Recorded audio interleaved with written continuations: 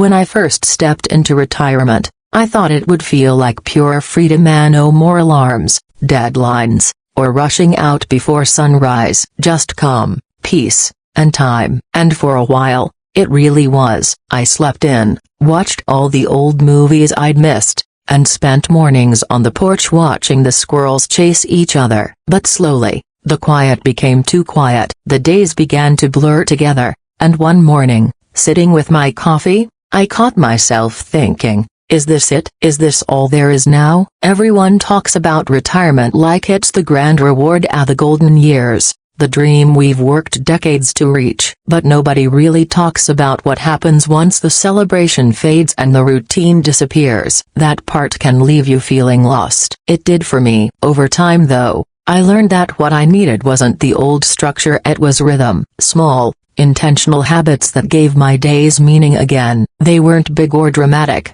but they brought joy and purpose back into my life. The first thing I learned was to wake up with some kind of purpose, even a small one. When I first retired, I swore I'd never set another alarm. I told myself I'd earn the rest. But after a while, the lack of purpose started to weigh on me. Without something to get up for, mornings stretched into afternoons, and I felt adrift. So, I made a promise to myself: every day, I'd have one thing to look forward to. Sometimes it's as simple as feeding the birds, writing a letter to my granddaughter, or checking in on a neighbor. That one small act gives my day shape. It's not about saving the world, it's about staying connected to it. Staying connected became another lesson. When I was working, people were everywhere: co-workers, clients, conversations. After retirement, that constant background of social life vanished, and the silence crept in. After my wife passed, it got even heavier. Some days, the phone didn't ring at all, so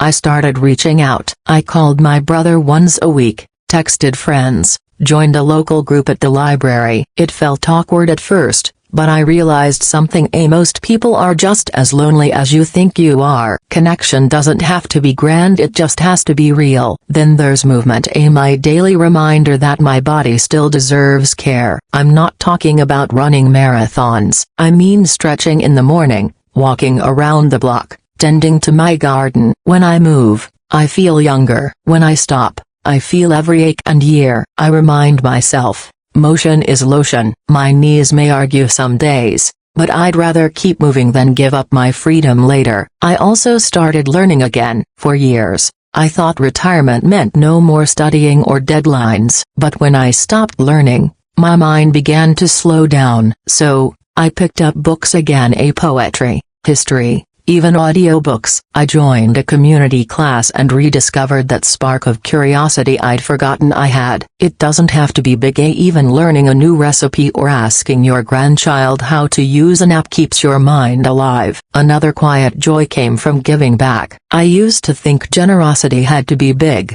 but it turns out small kindnesses carry the most weight. I started volunteering at the library, helping shelve books, talking with people, and sharing stories. I began sending postcards to older friends who couldn't get out much. These moments reminded me that I still had something to offer, and that being useful never really ends. And of course, laughter, my favorite medicine. If you can't laugh at yourself as you age, you're in for a rough time. I've made enough clumsy mistakes to fill a comedy routine, but laughter keeps me light. I laugh with my grandkids, with neighbors, even at old sitcoms. My wife used to say, if we can still laugh, we'll be okay. She was right. I also started creating again, writing little poems, building things, sketching, not for anyone else, just for me. Creating something with your own hands reminds you that you're still alive, still growing, still capable of joy. It doesn't matter if anyone ever sees it. What matters is that it comes from you. And finally,